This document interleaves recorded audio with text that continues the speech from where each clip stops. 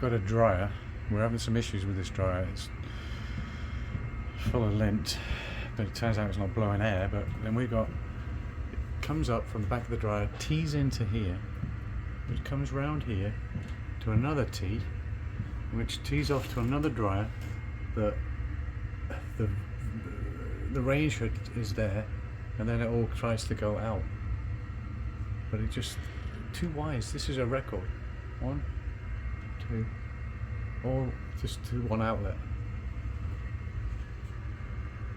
I don't know what it is with some of these people. Here we got a dryer vent. The dryer was vented over there.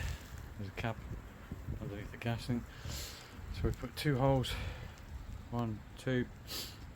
Vent them here. Separate them from the 2 T junctions. And tidy it up. So we come out there. And we split all the T's. We've got one dryer going out there, range hood going out there, and then the other one.